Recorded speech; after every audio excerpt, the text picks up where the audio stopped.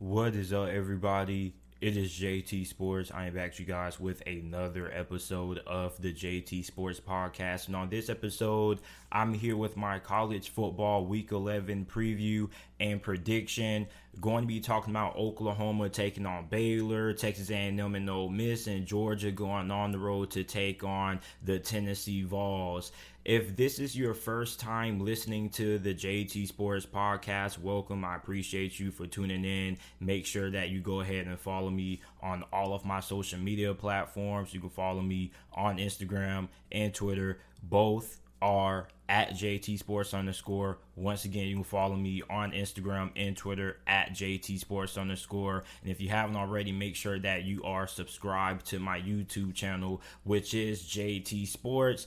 The first game that we have to talk about, we have 8th ranked Oklahoma, who currently is 9-0 on the year, taking on 13th ranked Baylor, who is 7-2. Oklahoma is going into this game as a 5.5 point favorite. This game is going to kick off 12 p.m. Eastern time or noon on Fox. Now, this is a very huge game when it comes to deciding who will participate in this year's Big 12 championship. Now, we pretty much know that Oklahoma controls their own destiny. They have the best record in the Big 12. All they really have to do to make it to the Big 12 championship game is handle business. And this is the first game of a very tough stretch that Oklahoma is going to have to play. They got to play Baylor. They got to play Oklahoma State. Both of those two teams right now are ranked very highly in the college football playoff rankings. And a lot of people are questioning just how good of a team Oklahoma is, because Oklahoma hasn't really dominated the way that you expect the team that's considered to be one of the most talented teams in America to dominate. They struggled against Kansas a couple of weeks ago. Early on in the season, they had that close game against Tulane, and it seems like Oklahoma hasn't really hit their stride yet, in my opinion. Now, they made a change at quarterback. They ended up benching QB Spencer Rattler for freshman quarterback Caleb Williams, and he seems to have given this team a spark. But even though he has given this team a spark, they still haven't really impressed nobody, and the College Football Playoff Committee sees that. So this is going to be a big test for Oklahoma in terms of how they are viewed amongst the committee when it comes to the eye test. Now, when you look at Baylor, they were upset by TCU 30-28 last week. TCU pretty much beat them with backup parts. They beat them with their backup quarterback, Chandler Morris, who was 29-41, 461 passing yards, 2 touchdowns, no interceptions. He also contributed on the ground with 70 rushing yards. And the secondary for Baylor didn't play well in that game. Now, for Baylor, you're definitely going to have a better performance defensively this game than what you did last week. And Baylor normally has a pretty good defense. Their defense probably is coming off their worst performance against TCU last week. And you got to remember that TCU, this is a TCU team that is without their starting running back, without their starting quarterback, and on top of that, they just fired former head coach Gary Patterson not too long ago. So this was really a game that Baylor should have won. So they kind of got caught in a trap game. They're definitely going to come out heavily focused in this matchup. And for Oklahoma, if you're a Sooners fan, you have to wonder how your defense stacks up against this Baylor offense. Now, Jerry Bohannon is coming off a really shaky performance last week, 14-20, 214 pass yards. He threw 3 touchdowns, but he also threw 2 picks as well.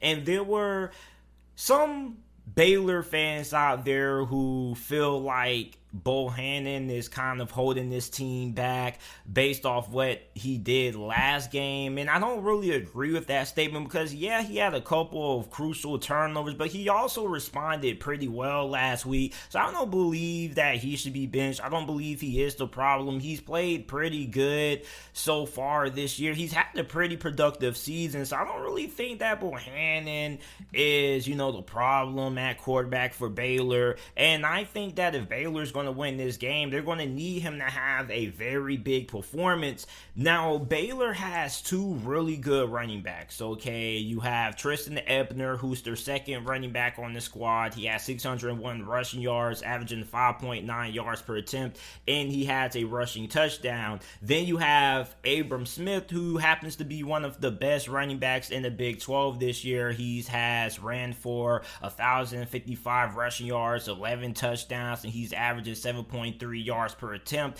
And it's going to be really interesting to see if Baylor is going to have success running the football against Oklahoma in this game, because Oklahoma, although their defense isn't all that great, they do have one of the better run defenses in college football. They're 19th in the nation in rushing yards per game allowed. So we know that Oklahoma's defense hasn't been great this year, but when it comes to running the football on them, this is a pretty solid front. So for Baylor, if they're going to win this game, they're going to have to be able to do it behind the arm of Bohannon, which I definitely feel like is something that can be achieved because Oklahoma's defense has showed up in some matchups. They showed up when they barely beat West Virginia, but I really want to see what this defense does against a really explosive offense. And Baylor is pretty balanced when it comes to what they do on the offensive side of the football. They can beat you through the air, and they can also beat you on the ground.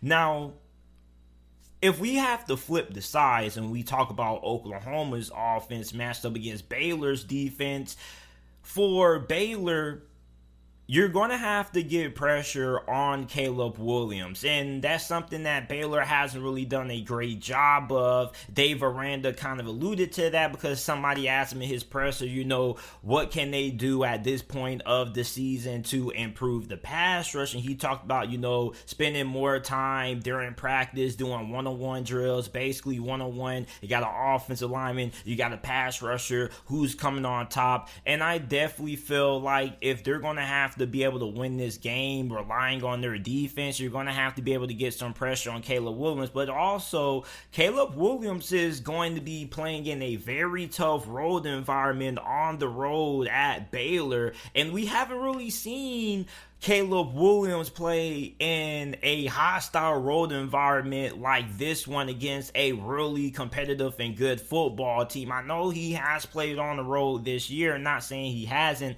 I'm just saying he hasn't played in a hostile road environment away from home against a team or a quality opponent like Baylor. So I want to see how he's going to be able to handle this matchup on the road playing against a really good Baylor defense. And I want to see what is Dave Aranda going to try to do to make Caleb Williams uncomfortable, okay? Like, even though Caleb Williams is a freshman, ever since he's taken over the starting quarterback gig for OU, he hasn't really had any games that made you say, okay, yeah, he's a freshman, yeah, he's struggling. So I wonder what the game plan is going to be for Dave Aranda trying to, make life hard on Caleb Williams. Are they going to try to send pressure? Are they going to try to hide their looks? Are they going to try to disguise their coverages? What are they going to try to do to confuse and rattle Caleb Williams? Because if they can get the home crowd going and Caleb Williams struggles in this game, that's something that if you're a Baylor fan, you're going to be feeling really confident about your chances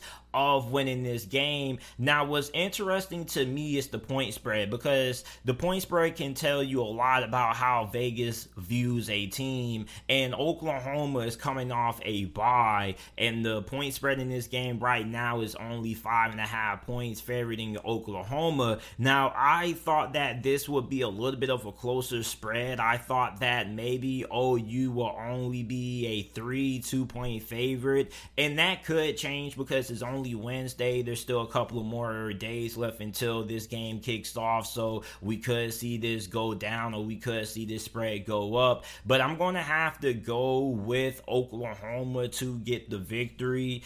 I feel like Oklahoma is a team that's reeling right now. They're a team that is on the ropes. If you ever watch UFC or you ever watch boxing, you know if somebody gets knocked down a couple of times, they get all groggy, and it's only a matter of time before their opponent delivers the final fatal right hook or the left-handed uppercut, and you have to wonder if Baylor is that team.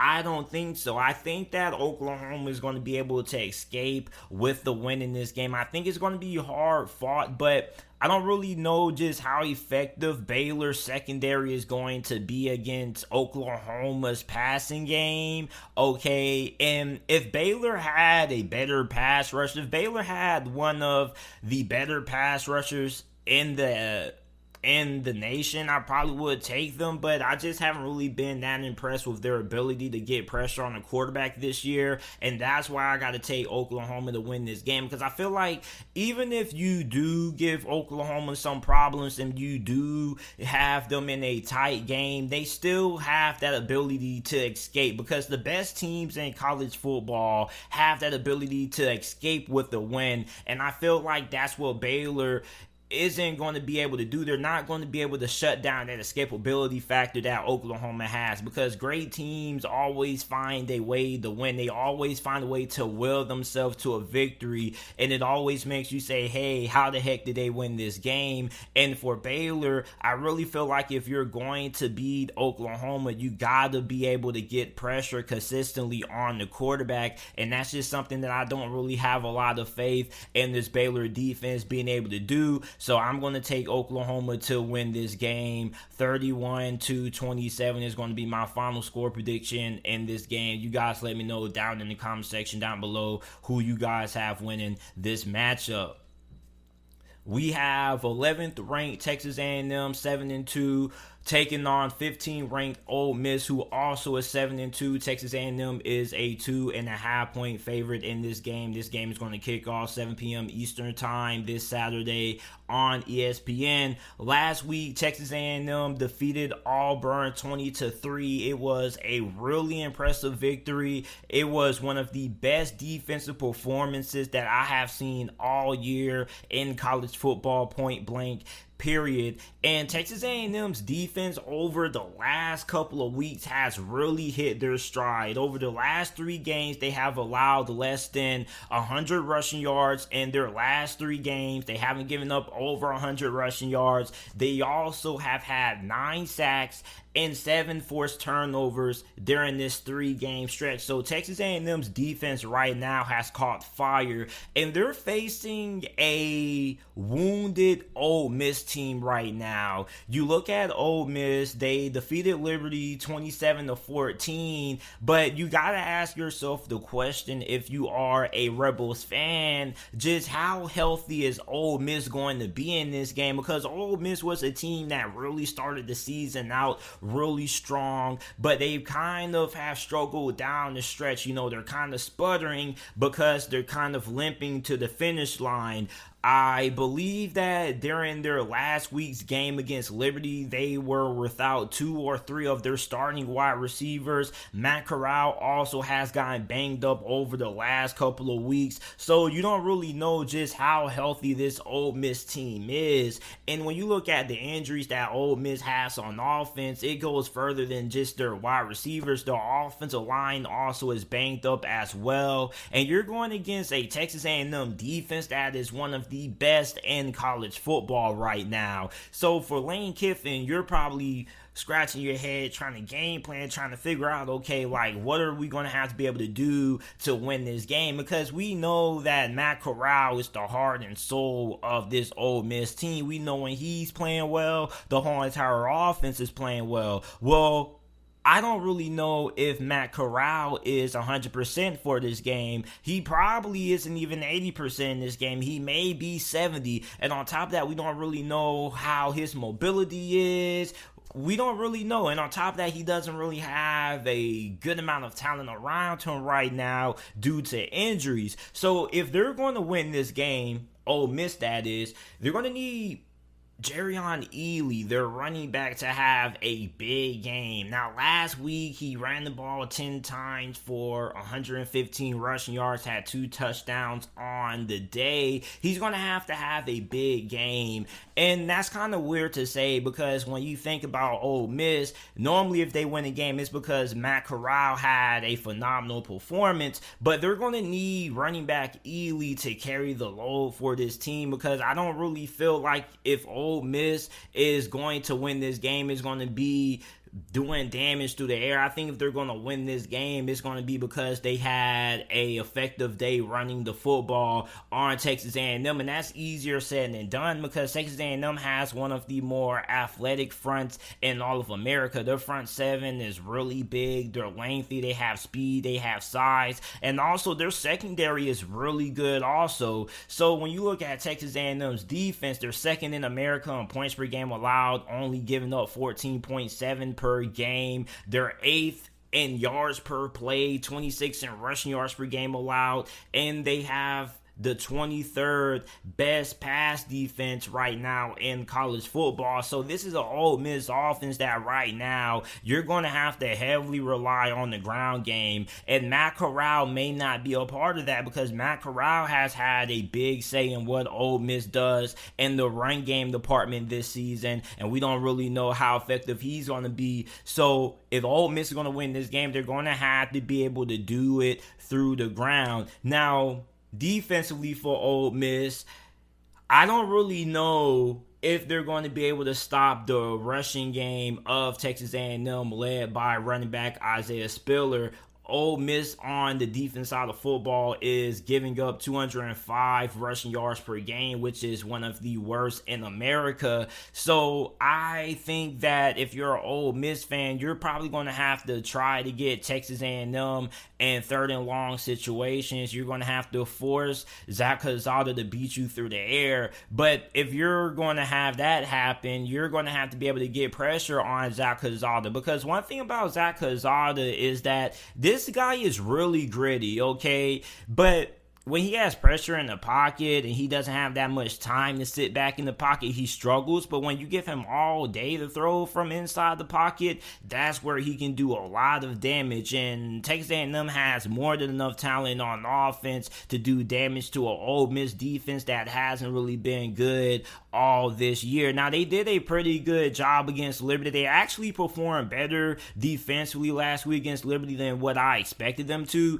because you see Malik Willis, who right now a lot of people believe is going to be one of the first quarterbacks taken in next year's 2022 NFL draft. You also got to remember that Hugh Freeze is one of the better offensive minds in college football. So I thought that Liberty was going to have a big day against Ole Miss defense last week, but that didn't happen, so you got to give them props for that. But what is Ole Miss going to look like defensively against a quality opponent? Now, we know that Texas A&M, they didn't really do that much offensively last week against Auburn. They pretty much did what they needed to do to win the football game. Their defense pretty much literally won them the game. But that was Auburn's defense, and Auburn's defense is a lot better than the defense that Ole Miss has had this season. So I don't really know if Texas A&M is going to have any struggles running the football on this Ole Miss front,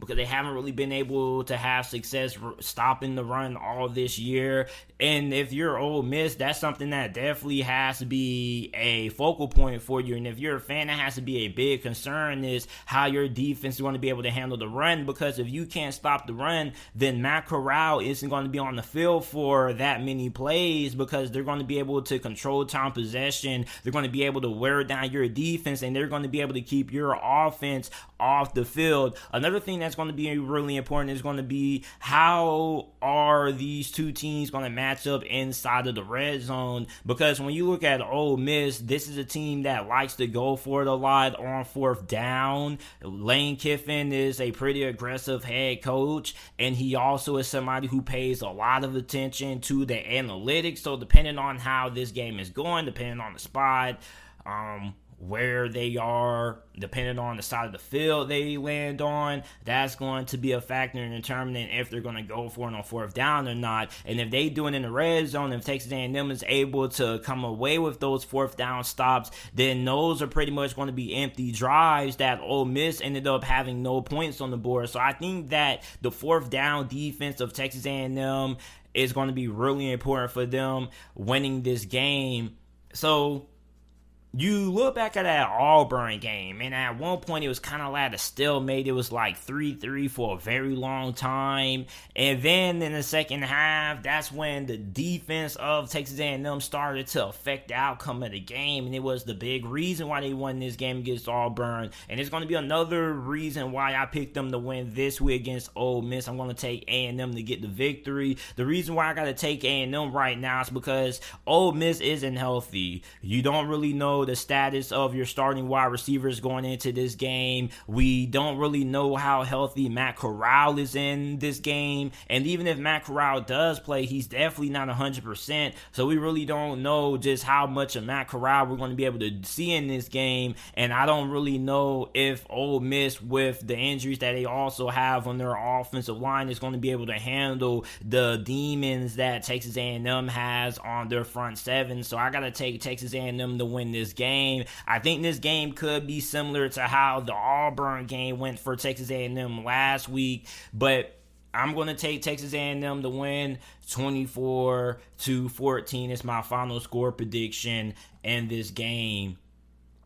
The last game that we have to talk about, we have number 1 ranked Georgia, who is unbeaten on the year, taking on Tennessee, who is 5-4, coming off a upset victory 45-42 against Kentucky last week. Georgia enters this game as a 20-point favorite. This game's going to kick off 3:30 p.m. Eastern time. Now, this is the game, believe it or not, that I am the most excited to watch this weekend. There are a lot of good games. You got Ohio State, Purdue. You got A&M and Ole Miss. You got Oklahoma and Baylor. But this is a game that I have so much excitement to watch because you look at Tennessee. Tennessee is playing their best football right now. And I think that Tennessee probably is the best offense that Georgia has faced so far this year. And Georgia hasn't really been tested on the defensive side of the football. And the reason for that is because, first of all, nobody even has the guys up front in their offensive line to be able to block guys like Jordan Davis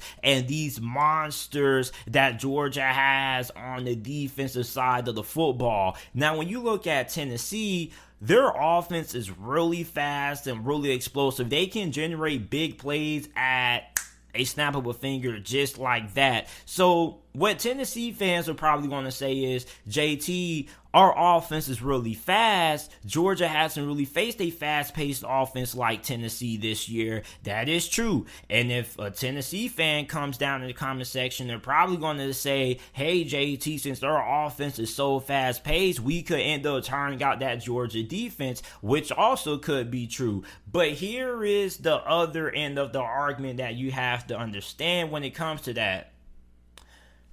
Georgia has a lot of depth on defense, okay? And when they have a lot of depth, that means that they can rotate guys in and out of the game, keeping guys like Jordan Davis fresh for the fourth quarter. And we kind of saw that happen when they played Alabama. And if you remember that Alabama game, the game was really close for a pretty good duration until the fourth quarter, where Alabama was able to pull away. And a large reason why Alabama was able to pull away against Tennessee in that game a couple of weeks ago was because they had enough depth in the fourth quarter. So when you look at Georgia, they have they have a lead amount of depth and they have a lead amount of talent sitting on that bench. So they're going to be able to keep guys fresh. So I don't think that if Tennessee was to win this game, it's going to be because, oh, they tired out Georgia. I think it's going to be because they have the ability to stretch the field. And we haven't really seen any team that Georgia has played so far this year with the ability to have consistency stretching the field via the pass game. You got to remember, the best opponents that Georgia has played this year, they haven't really had good passing games. You look at Florida, their passing game hasn't been good. They've had elite rushing attacks. Okay, you look at the same thing when they faced off against Kentucky a couple of weeks ago and they dismantled them. Kentucky had a really good rushing attack, not a good passing attack. So I think that for Georgia, defensively, this is the first team that you're going to play this year that can legitimately have some success throwing the football against you. Auburn, not really the best team when it comes to being able to beat you through the air. They're a team that also is good on the ground. Same thing with Arkansas. They're also a really good running team. So for Tennessee, I want to see just how good this passing attack is going to be. And they definitely have the quarterback to do so. Hendon Hooker, and I've said this for over the last 2 weeks now, and I'm going to say it again, has been the most underrated and, not talked about quarterback in America.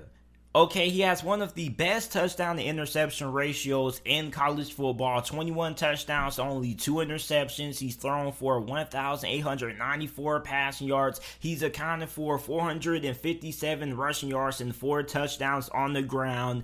Hendon Hooker is a problem. And if Tennessee is going to win this game, it's going to be because Hendon Hooker is going to have another great performance. And if you're a Georgia fan, you're probably going to say Tennessee doesn't stand a chance, JT. Look what happened against Alabama. They couldn't beat Ole Miss. Like, they were really competitive against Alabama. Don't let the final scoreboard tell you otherwise. You got to go back and you got to watch that game to truly understand, because for all you guys who don't like to watch the game, you like to judge teams' performances based on what they do in the box score, you got to go back and you got to actually watch that game. You got to go back and you actually got to watch that Ole Miss game to understand that Tennessee is playing some of their best football, and that's because mainly due largely in part to quarterback Hendon Hooker. Last week against Kentucky, 15-20, 316 passing yards, 4 touchdowns, no interceptions. So I think if Tennessee is going to be able to upset Georgia,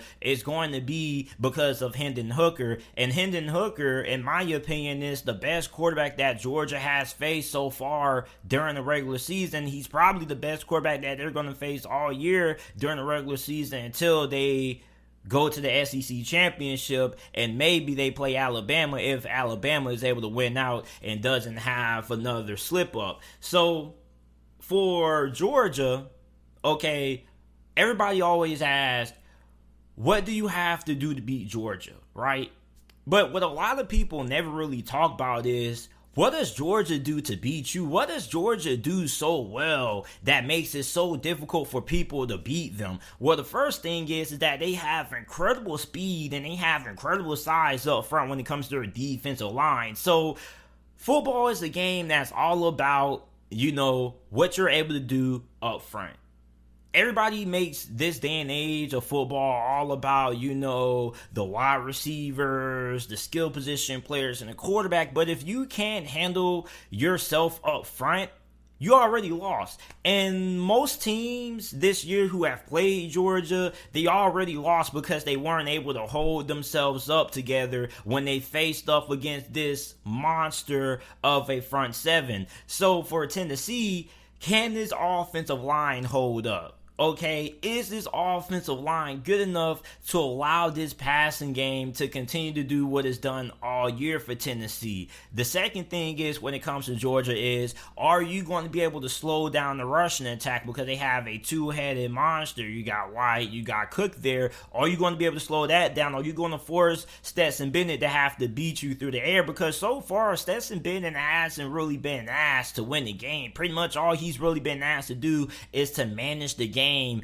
When is Stetson Bennett and this Georgia offense going to be put against the wall where they have to rely on Stetson Bennett to beat them and win the game for them instead of having to lean on that rushing attack? Because Georgia is balanced. They're not one-dimensional. They can beat you through the air and they can beat you on the ground, but the main staple of their offense is their rushing attack. So if you take away the rushing attack and you force Georgia to have to beat you with Stetson Bennett, that's something that we haven't really seen anybody do so far this year.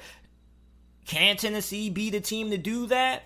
I don't really know, because Tennessee hasn't really been that great this year when it comes to their run defense. Now, there are a lot of Tennessee fans who are telling me that their defense is underrated and that they're not going to have a great defense because they score so fast.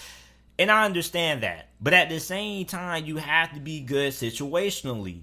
And Tennessee isn't good on third down. Tennessee has one of the worst, if not the worst, third down defense in America. They're allowed teams to convert on third down 51.46% of the time, which is 126 in the college football, amongst the worst in all of the college football, Power 5 and G5 included. So when Tennessee fans tell me their defense is underrated because they can get pressure on the QB, they can get a lot of tackles for loss, that's all fine and dandy, but can you get off the field on third downs? And being able to get off the field on third downs when it comes to playing Georgia is largely due in part because you're able to win on first and second down, because you're able to slow down the run game. You don't want to put Georgia in third and short situations, 3rd and 3, 3rd and 4, even 3rd and 5, when they still have the ability to pick up the first down on third down running the football against you. So you got to put Georgia into a hole that they have to only find a way to dig themselves out of by throwing the football against you. Now, a lot of people always ask the question every time somebody plays Georgia. It's, can they keep the game close at halftime? Can Tennessee keep the game close? I think they can.